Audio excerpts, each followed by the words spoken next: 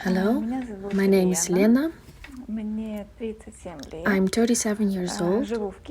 I live in Kyiv. I was born there and I've always lived there. I raised two children. My son is 8 and my daughter will be 14. I work in the economic and finance department. I use my spare time for sport, walking, and self-development. We left to find safety for us and the children, some stability and future perspective. To have this and know that we have not lost everything yet. We found safety and support here. We found a lot of people that help us a lot.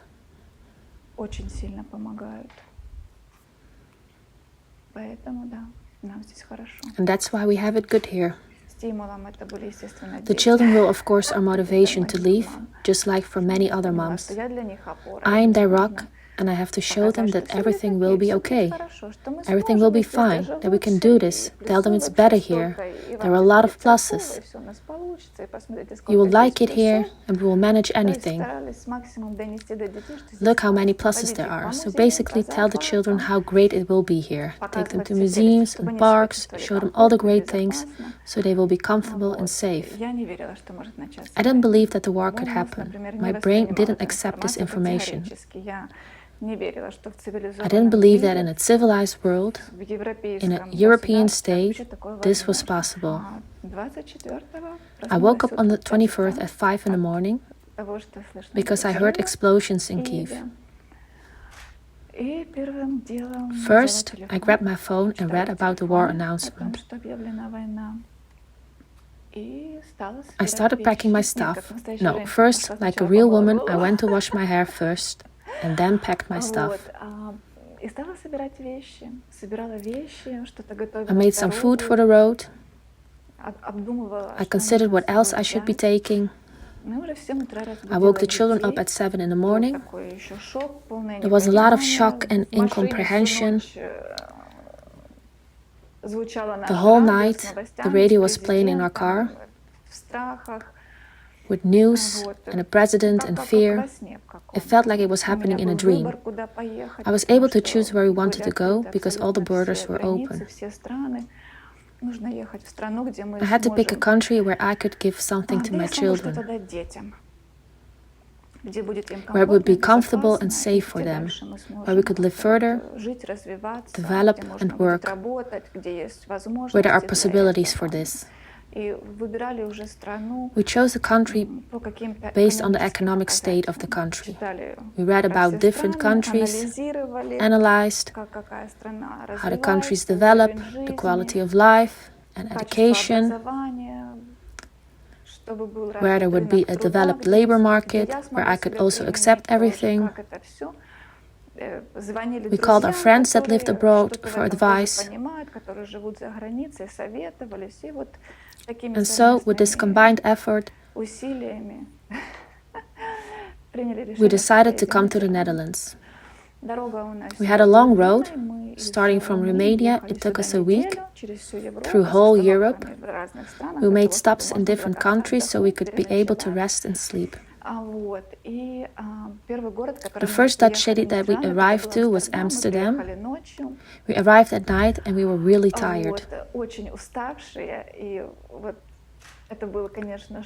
It was shocking at first.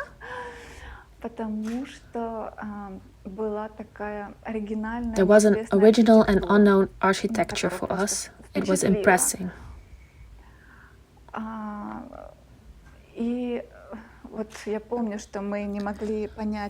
I remember we couldn't find our entrance at night.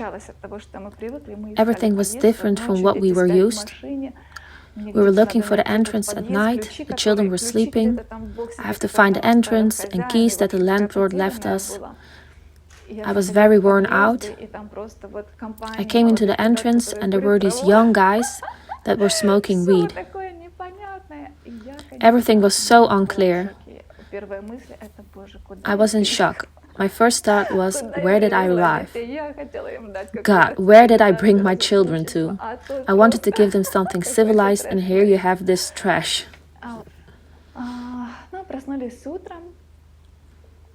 We woke up in the morning, already rested.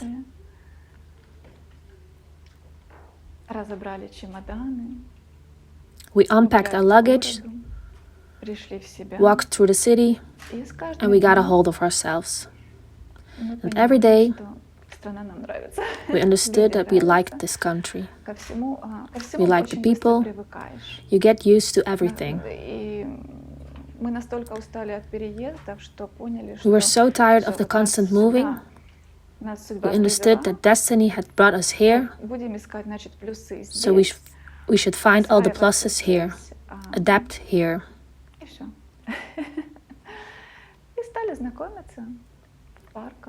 We started to meet other Ukrainians in the park. At that time, there were a lot of Ukrainians. Wherever we were, we would hear our language. People that supported each other, communicated, and gave advice. Day by day, we got a hold of ourselves. Socializing was very helpful. In that moment, this was the only rescue. When you don't want to do anything, but you make yourself. You understand that you have to go outside, you have to go to the store, you have to walk outside, do some basic things, walk the dog, take a walk with the children. When you have absolutely no desire to do all those things, I still did those things, even if I didn't want to, but I never regretted. Because every form of communication and exchange of knowledge and understanding that you are not alone, there are a lot of people around that are also struggling, people that are willing to help. This is very helpful. The realization that you are not alone in a foreign country. There are people around. Well, that you are not alone. Everyone can help somehow. We met Ukrainians that are refugees just like us, but we have also met Ukrainians that have lived here for a while. Those people have helped us the most.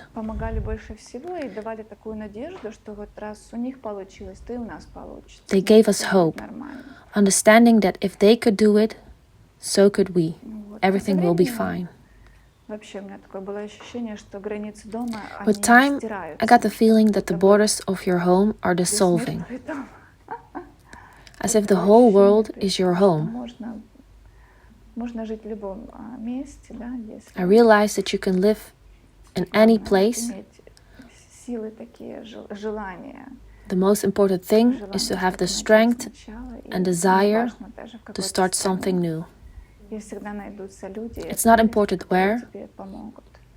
You will always find people and circumstances that will help you. I realize that I'm not alone. There are a lot of people around, even if they speak a different language, even if they are not family.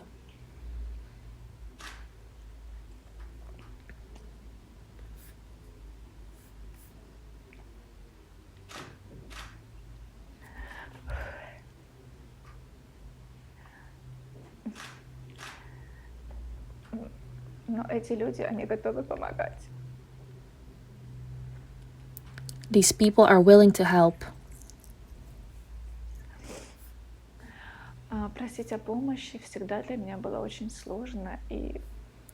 Asking for help has always been difficult for me and even embarrassing in my world.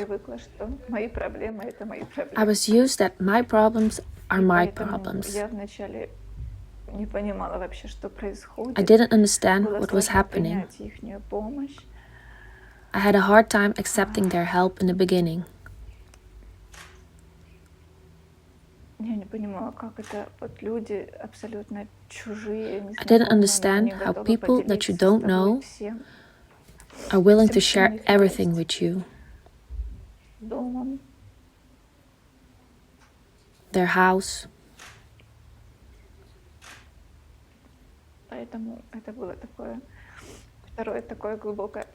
This was a second realization that this thing happened, but you are not alone in this world.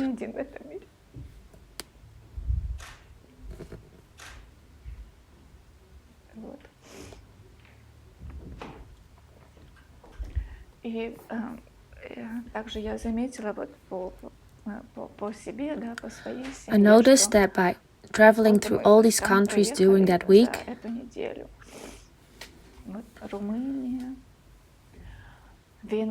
Romania, Hungary, Germany, Austria, what else?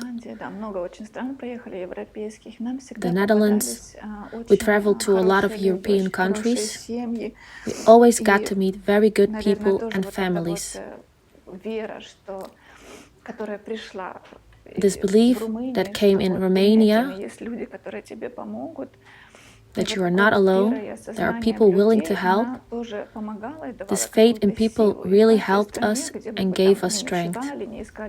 In every one of these countries where we would find shelter for a few days, we got to meet great people. We remember every one of them, how they helped us sincerely. We are still in contact through Facebook.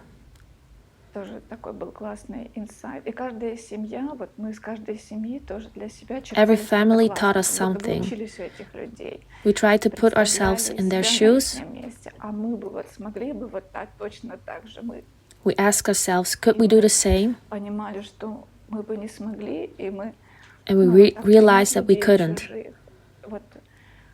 except foreign people. I couldn't imagine this before. These people were also like teachers for us. We got to learn from their good deeds. The ability to share and empathize. This is also a very important realization that came during that period. I want to share my gratitude to the entire world that has supported us. All the countries that are supporting Ukrainians in this aggression, and Ukrainians that are on other territories. Thank you to everyone, starting with the government of every country and every human that is supporting us with words or deeds.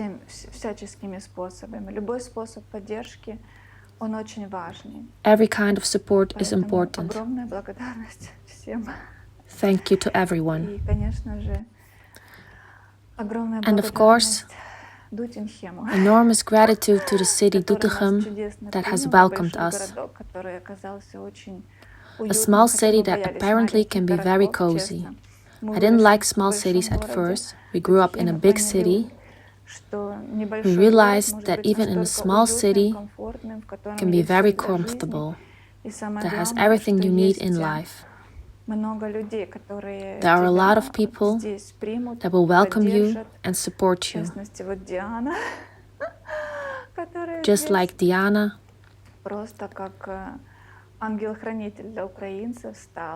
who became a guardian angel for the Ukrainians. And Yulia, our volunteer that helps others and cares for others.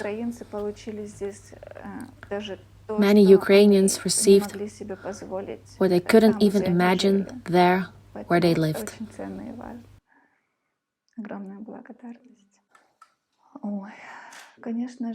Of course, I want to return to a country where there is no war anymore. Drive through a calm road, because the last thing that I remember about the road in Ukraine is very troubling. I want to drive through our fields,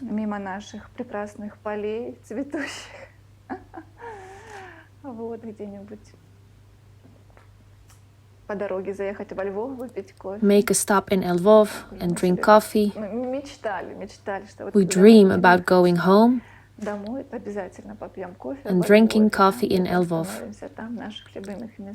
Make a stop in our favorite places, and of course go to Odessa. I imagine Ukraine as a country that has peace, that's being built up.